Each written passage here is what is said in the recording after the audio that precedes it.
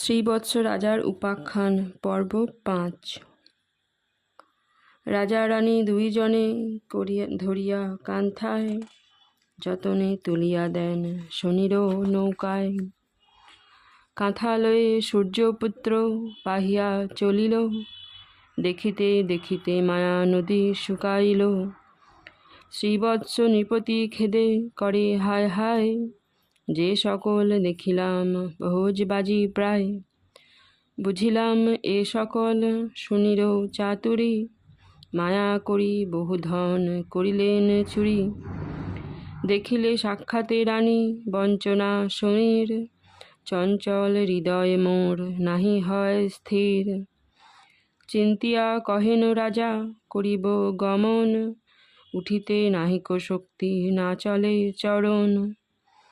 বহু কষ্টে গমন করিয়া দুইজন, প্রবেশ করেন শেষে চিত্রধ্বজ বন।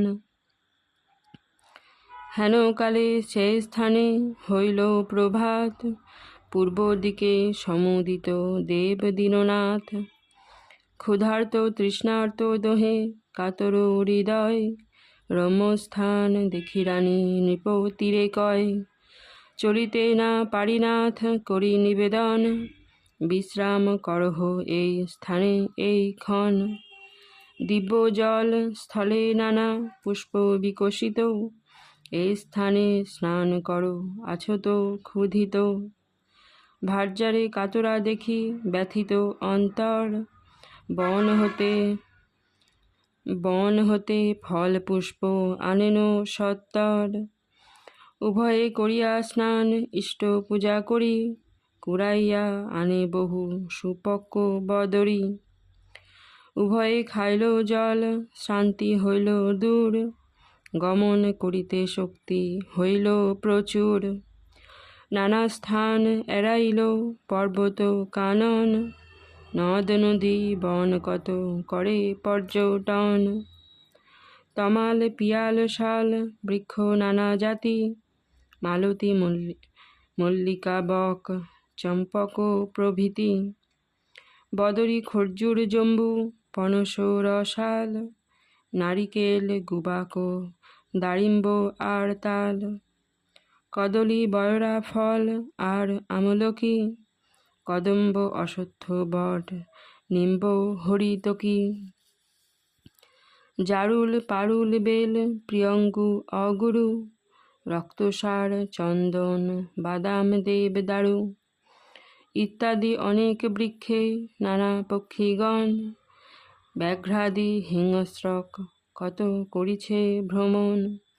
মৃগেন্দ্র গজেন্দ্র উষ্ট্র গণ্ডার কাসর, ঘটক গধিকা খর ভল্লুক শূকর। শত শত পশু দেখে বনের ভিতর, বিকট দর্শন দেখে অতি ভয়ঙ্কর।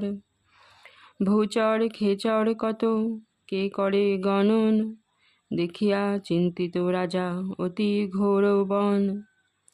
মনে মনে বলে রক্ষা করো লক্ষ্যপতি, সংসারের সার তুমি অগতির গতি।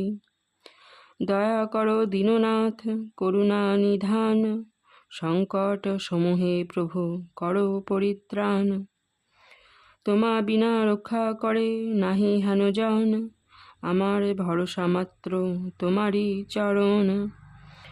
গোবিন্দ গোপাল গিরিধারী গদাধর, ত্রাণ করো এইবার হয়েছি কাতর।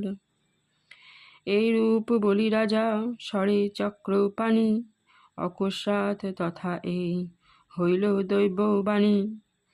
যতদিন নৃপ তুমি থাকিবে কাননে, থাকিব তোমারও সঙ্গে রক্ষারও কারণে। শুনিয়া আনন্দ বড় হইল রাজার, বন মধ্যে ভ্রমে সদা নির্ভয় আকার। একদিন বন মধ্যে করে দর্শন, মৎস্যঘাতী ধীবর আশয়ে কতজন। ধীবর হেরিয়া মৎস্য করেন যাচন, কিছু মৎস্য দেহ মোরে করিব ভোজন। জেলে বলে কুক্ষণেতে ধরি জাল করে, কিছুই না পাইলাম, ফিরে যাই ঘরে। রাজা বলে, শুনো সবে আমার বচন, পুনর্বার ফেলো জাল, পাইবে এখন। তাল বেতালের স্মৃতি করেন শ্রীবৎস, সকলে ফেলিয়া জাল, পায় বহু মৎস্য। চতুর্ধিবর জাল করিয়া বিস্তার, পুনর্বার ফেলে জাল করিয়া শিকার। পাইয়া অনেক মিন কৈবর্তের গণ, জানিল সাধক বটে এই দুইজন। সাদরে সকল মৎস্য দিল নৃপতিরে, মৎস্য পেয়ে নরপতি কহেন রানীরে। ক্ষুধার্ত হয়েছি রানী, কাতর জীবন, মিন পুড়াইয়া দেহ করিব ভোজন। শুনিয়া কহেন রানী, যে আজ্ঞা তোমার, মিন পোড়া খেলে হয় শনি প্রতিকার।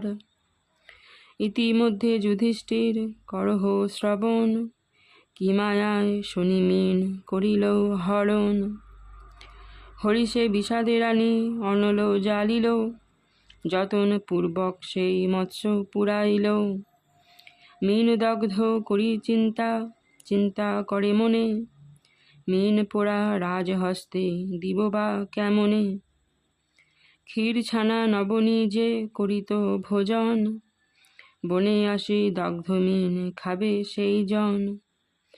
কি রূপেতে এই ছাই খাওয়াব তাহারে, শতেক ব্যঞ্জন হইত যাহারও আহারে।